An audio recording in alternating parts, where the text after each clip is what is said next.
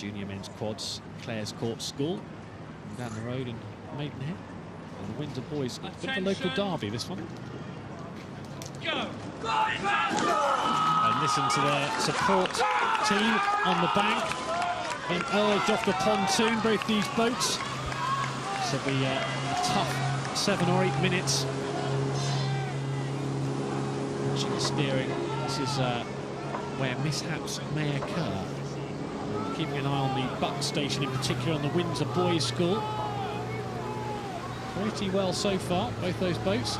Yeah, they've come off really cleanly, haven't they? And that's great to get them back into racing. We've got a mix of experience in there. Just Bryn Ailey there in the 3-seat for Windsor Boys School. He's just 16 years old, and he's with his 18-year-old teammates. Clare's Court on the far side, they've had a fantastic season so far. You'd say coming into this race they'd be the favourites, but we've seen a few favourites lose today, and they've both come out really clean, strong, and that looks great. So definitely a local derby if you're watching around the world. There's not much more than 10 miles geographically that, as the crow flies, splits these two schools. In the Fawley final now, and they'll have masses of support on the banks. Very local to Henley. Clare's Court School beat Marlow Rowing Club yesterday, another local outfit at 2.5 lengths. In the semi-finals, Windsor Boys School was a win against Leander by a length in a faster semi-final. And that was a really mature performance there by Windsor Boys School yesterday. You know, you just saw them, they got into a good rhythm as they're doing now and didn't panic at any stage.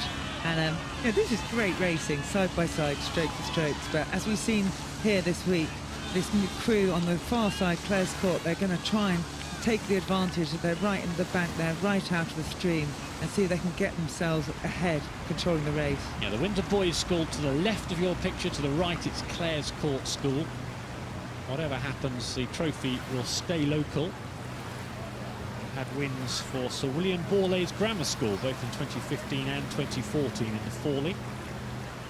So that never seems to go too far from Henley, this trophy. Well, in recent years it hasn't, and there's a great rivalry. And I think when you get those great rivalry among the few schools, you just get the quality coming up and up, because they get to race each other time after time after time. And Clare's Court are going for the Triple Crown there.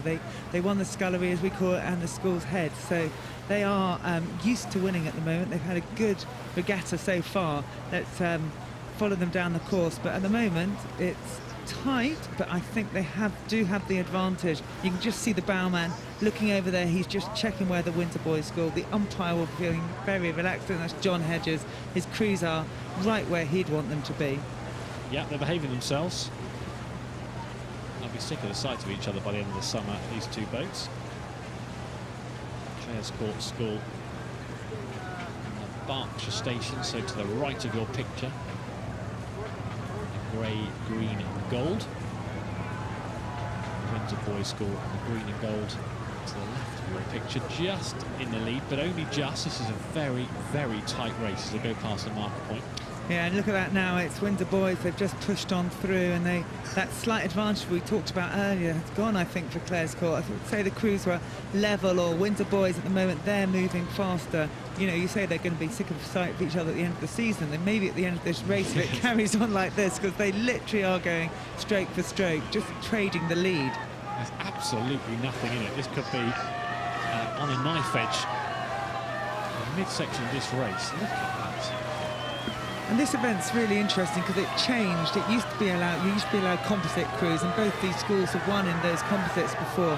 But a few years ago, the rules changed, and what the stewards decided to do is make it only complete clubs or schools that could enter it.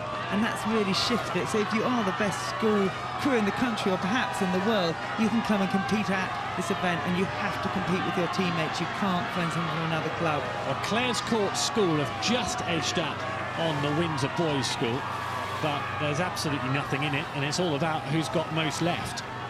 Yeah, we're at Revenham now, and gosh, it's taken a little while for them to get here, and they've just traded leads. As you say, Clare's Court, they're ahead there, but Tim, this is brilliant. You can see the number of spectators there. They're about to come into a wall of sand, and looking at the 3/4 of the mile, you see that Windsor boys at that point were up by just a few feet. This is a fantastic race. As tight as we've had this afternoon. Grimaces on the face of the Windsor Boys School boat.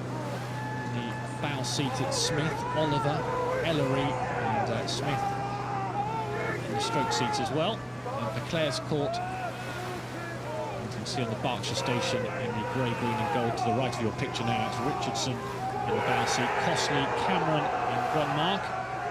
And Clare's Court, the slightly bigger crew, averaging about 6 or 7 kilo a man more. And will that make a difference in this last bit when they do look to put on that power and push through the stands? Because the bowmen or the two men, whoever's doing the cooling, the ones close to the back will be asking to talk to their teammates. And look, Clare's Court, this is the biggest lead we've seen all race. They are growing, they've already got their rate high, they're already going for home. Can Windsor boys do anything? Look at the pain on their shoulders there, you can see it in their shoulders, you can see it in their faces.